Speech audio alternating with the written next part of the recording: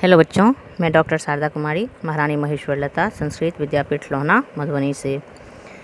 बच्चों, आज हम शास्त्री द्वितीय खंड के लिए जो है सो अधिनियम 1892 ईस्वी पे चर्चा करेंगे। इससे पूर्व में हमने शास्त्री द्वितीय खंड के बच्चों के लिए अधिनियम 1858 और अधिनियम 1861 इन दोनों की चर्चा की थी और इनसे संबंधित बातों का जो है हमने वर्णन किया था, अध्ययन किया था। आज हम अधिनियम 1892 ईस्वी के बारे में जानेंगे। बच्चों, हम इस बात को भली भांति जानते हैं कि अंग्रेज़ों का जब शासन भारत में था तो भले ही जो भी अधिनियम पारित हो या जितने भी नियम कानून बने हो, वो सारे के सारे अंग्रेज़ों के फ़ायदे के लिए होते थे। उनसे ज़्यादा से ज़्यादा लाभ जो है वो अंग्रेज़ों को होता था। वो भारतीयों के फ़ायदे के लिए नाम मात्र के ही होते थे और दुनिया को दिखाने के लिए, लोगों को समझाने के लिए कि हम जो है सो उत्तरदायी सरकार हैं, हम आपके विषय में सोच रहे हैं, हम भारत में शासन चलाते हैं तो यहाँ की जनता के प्रति भी समर्पण की भावना रखते हैं। ऐसा करने के लिए उन्होंने बहुत सारी बनावटी बातों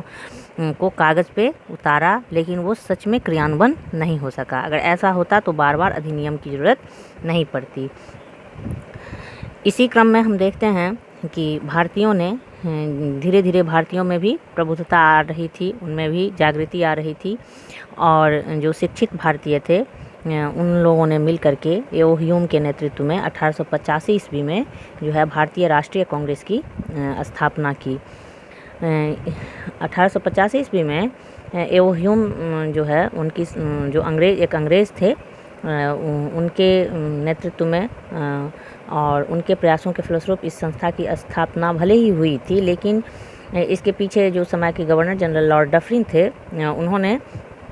इसे एक सेफ्टी वॉल्व के रूप में देखा था और उनकी सोच थी कि पूरे भारत में जहाँ तहाँ छिटपुट जो विद्रोह होते थे, अंग्रेज़ों के खिलाफ जो गुस्सा और आक्रोश होता था, तो उनको लगता था कि जो प्रबुद्ध भारतीय हैं, जो जागृत भारतीय हैं, उनका यदि एक मंच रहेगा तो उनके मन में क्या है, उनकी कार्यशैली क्या है, आगे की सोच क्या है, इसको हम भली भांति जान पाएंगे। तो अंग्रेज़ पहले से उसको निपटने के लिए वो अपनी योजना जो है वो क्रियान्वयन करके रख लेंगे। तो लॉर्ड डफरिन एक सेफ्टी बल्ब की तरह जो है इसको इस्तेमाल करना चाहता था और इसी सोच के तहत उसने भी इस भारतीय राष्ट्रीय कांग्रेस के स्थापना के लिए एओ ह्यूम को जो है पूरा प्रोत्साहित किया था और इसको संरक्षण भी दिया था। लेकिन भले ही यह जो है वो अंग्रेज़ों के लिए हितकारी नहीं हुआ, धीरे धीरे इसमें भारतीय जुड़ते चले गए और अपने भारत को स्वतंत्र कराने के लिए इस राष्ट्रीय कांग्रेस के झंडा के तले जो है वो आंदोलन तेज होता चला गया।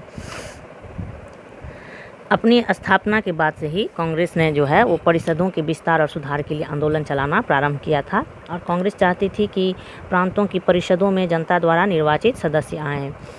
कांग्रेस यह भी चाहती थी कि पंजाब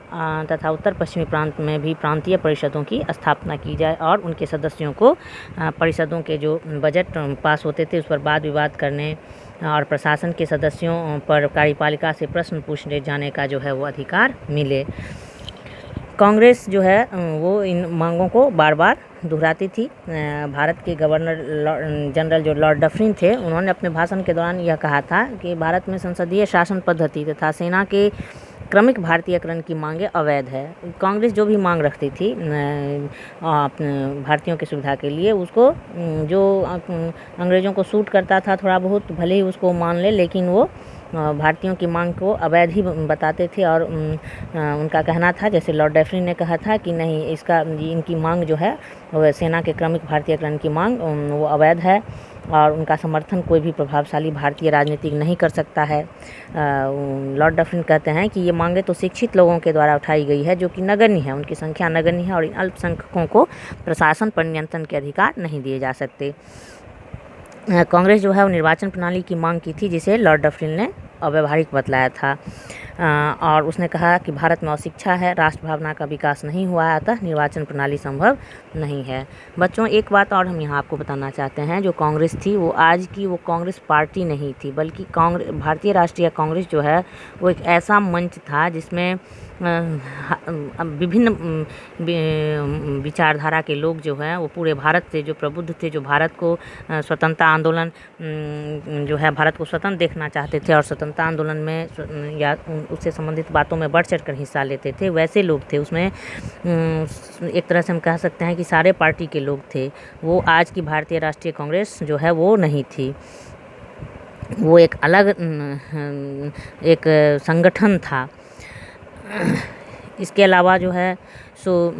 चूँकि उस समय में भारत जो है वो अंग्रेज़ों के अधीन था, तो सारे लोग एकजुट होकर के, एक प्रयासरत होकर के, हालांकि उन लोगों में भी विचारों का जो है वो विभिन्नता देखने को मिलती है, लेकिन भले ही विचार अलग अलग हो, उनका ध्येय एक ही था, भारत को स्वतंत्र कराना। तो कांग्रेस के प्रयास से ही जो है सो इस 1892 ईस्वी का अधिनियम जो है वो पारित हुआ था, और इसके पारित होने के बहुत सारे कारण थे। पहला हम देखते हैं कि 1861 ईस्वी के अधिनियम से भारतीय संतुष्ट नहीं थे, विधानमंडलों की रचना में जो है वो दोष था। इसके अलावा जो है निर्वाचन प्रणाली स्वीकार नहीं की गई थी, भारतीयों को उचित प्रतिनिधित्व नहीं था, विधायी सदस्यों के अधिकार सीमित थे, केंद्रीय विधानमंडल में 4 ही सदस्य थे जो भारत के लोगों के हितों की चिंता नहीं करते थे, वे भारत में अंग्रेजी राज्य के समर्थक थे। इसके अलावा जो है इन दिनों भारत में राष्ट्र भावना का विस्तार हो रहा था और वह कांग्रेस के संरक्षण में पल रही थी। कांग्रेस के पूर्व ही ब्रह्म समाज, आर्य समाज, रामकृष्ण मिशन, बहुत सारे जो संस्था है वो खुल चुका था, उसकी स्थापना हो चुकी थी, और इन संस्थाओं ने भारतीय धर्म तथा संस्कृति की सर्वोपरिता का उल्लेख किया था और सांस्कृतिक धार्मिक पुनर्जागरण की पृष्ठभूमि एक तरह से तैयार की थी। इस प्रकार हम देखते हैं कि राष्ट्रीयता धर्म जो है वो राष्ट्रीयता को प्रेरणा दी और वैदिक तथा उपनिषदकालीन भारत तथा 19वीं सदी के उत्तरार्ध के भारत के अंतर को स्पष्ट किया। इन धार्मिक आंदोलनों के जो है वो कांग्रेस के अतिरिक्त ब्रिटिश सरकार की प्रशासनिक और आर्थिक नीति ने भारतीयों को सरकार विरोधी बनाना प्रारंभ कर दिया था। इसके बाद हम देखते हैं कि 1891 ईस्वी के पूर्व जो है अनेक शिक्षण संस्थाओं की स्थापना हो चुकी थी और अंग्रेजी शिक्षा का अध्ययन प्रारंभ हो चुका था। शिक्षा एवं पाश्चात्य शिक्षा पद्धति ने भारत में नवजागरण लाना प्रारंभ किया था, और ये कुछ कारण थे जिसके कारण जो है वो अधिनियम पारित हुआ था। बच्चों, आज हमने 1892 ईस्वी पे चर्चा की, इसके कुछ कारणों को देखा। अब इसके अगले क्लास में जब हम इस क्लास को पुनः प्रारंभ करेंगे तो उस समय कुछ अन्य कारणों की चर्चा करते हुए और इस अधिनियम से संबंधित अन्य बातों का जो है हम जिक्र करेंगे, उसका अध्ययन करेंगे। तब तक के लिए इतना ही, धन्यवाद।